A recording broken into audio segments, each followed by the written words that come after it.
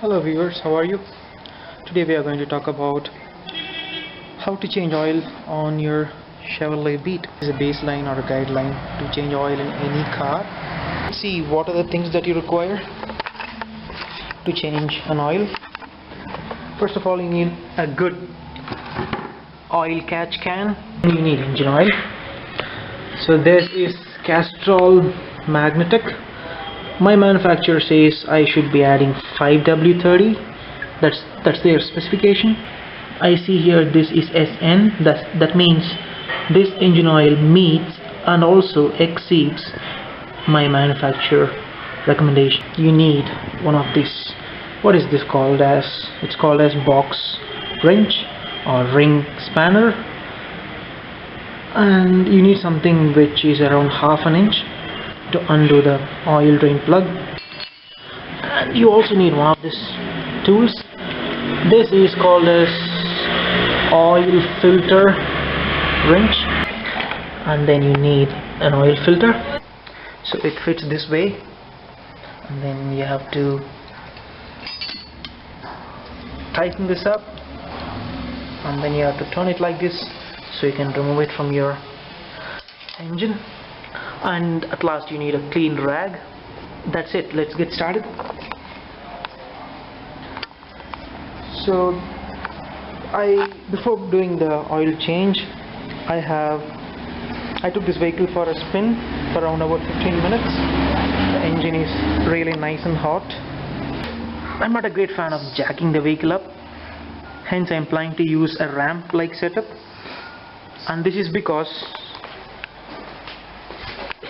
this clearance isn't enough for me to go under the vehicle and then undo the oil plug, so I need more space to go under this car.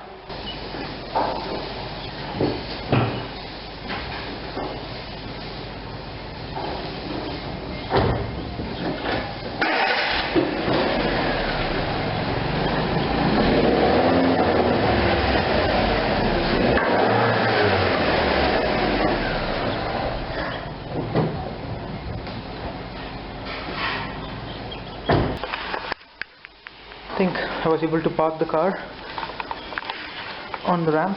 That's the step one. Step two is you're going to shake the car and see if this is getting off the ramp. It wouldn't look good if you get crushed by your own car.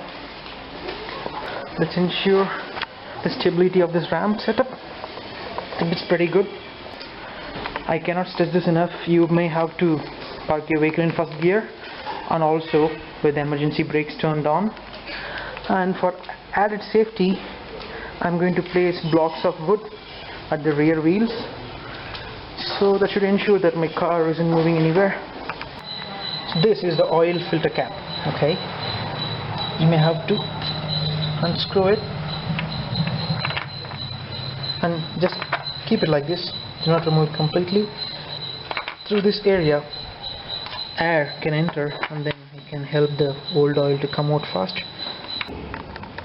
So now I'm under the car. This is the right front wheel, that's the back wheel.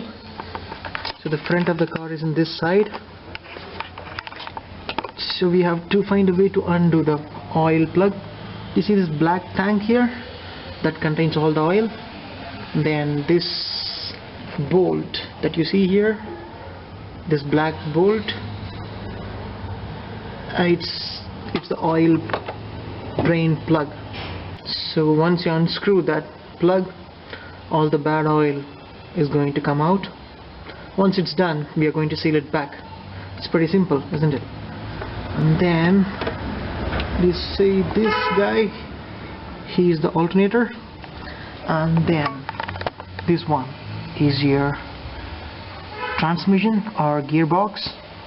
This black giant hose is your radiator hose, and this blue thing that you see here, it's the oil filter. Okay, I'm going to undo the bolt with one hand, and I have the camera in the other hand, so excuse me for my slowness. It's pretty tight.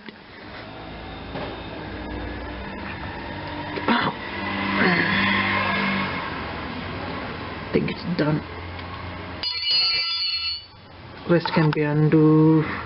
Rest I can undo it with my hand. I don't need it. It's pretty hot. To take my rag and also the catch can ready, so that I can let all this waste oil drain into the can and not on my floor. Now you see all the oil draining out slowly.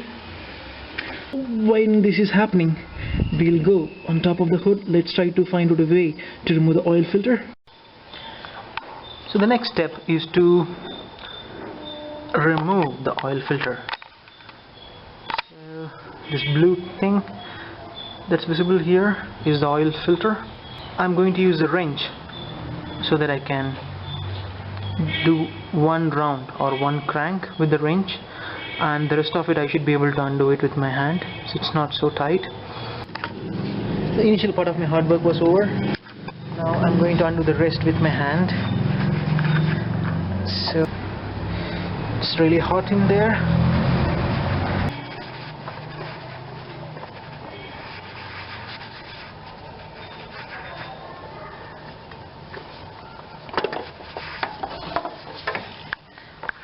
So this is the dirty oil filter, and you see it has some engine oil inside it, and it's really hot.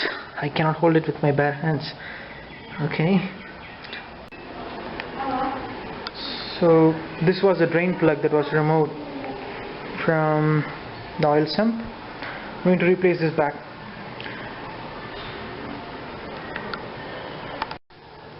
And that's the amount of oil that came from the sump.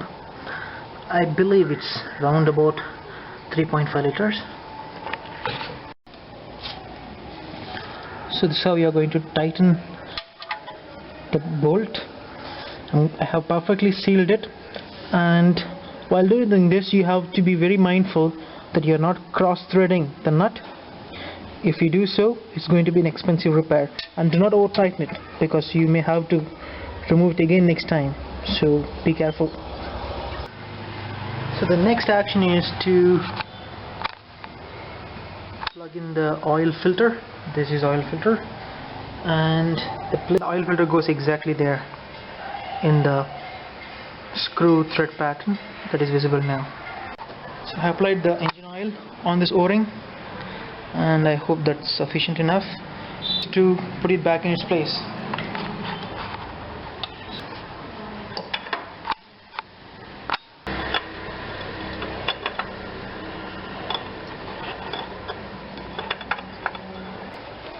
I'm still tightening it.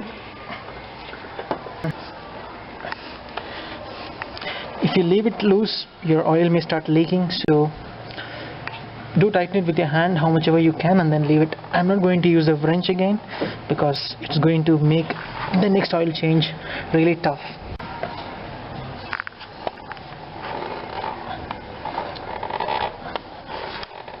Did you hear that sound? I think I'm almost done.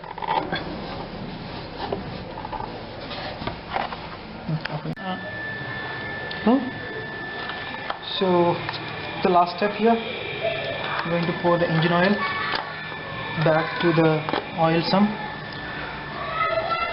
So ensure that you have a good quality of funnel, and then slowly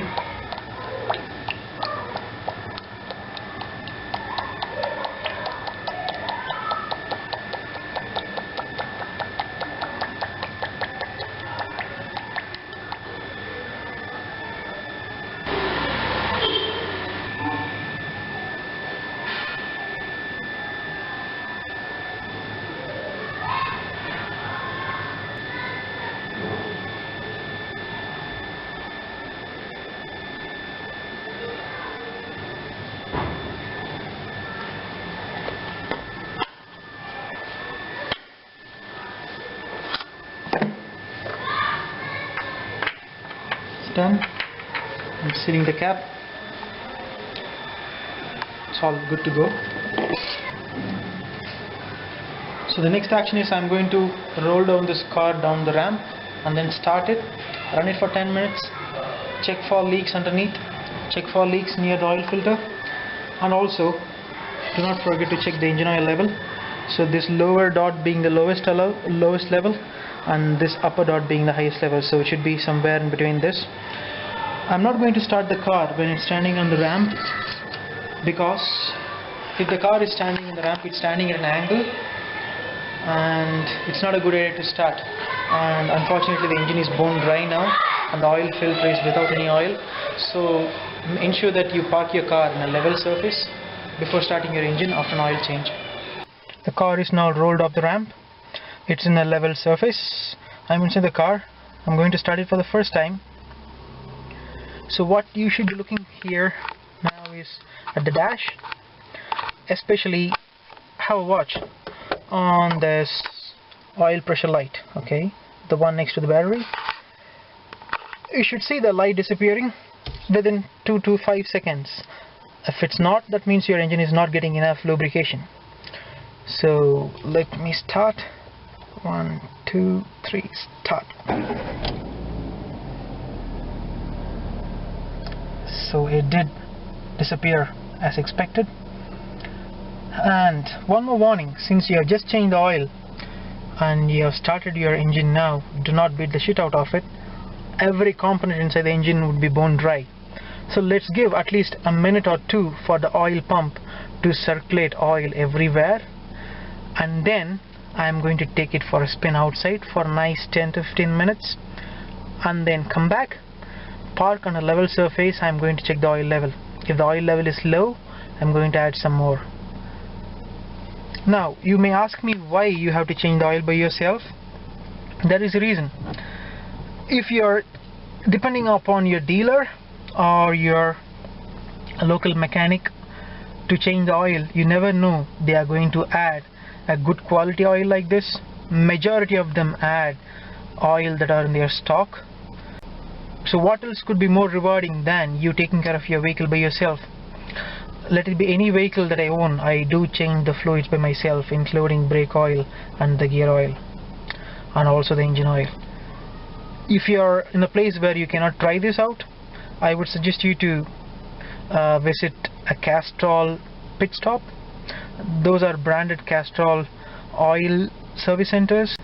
Thank you so much for watching. I hope this video was helpful. If you like it, please give it a thumbs up. Have a great day ahead. Bye.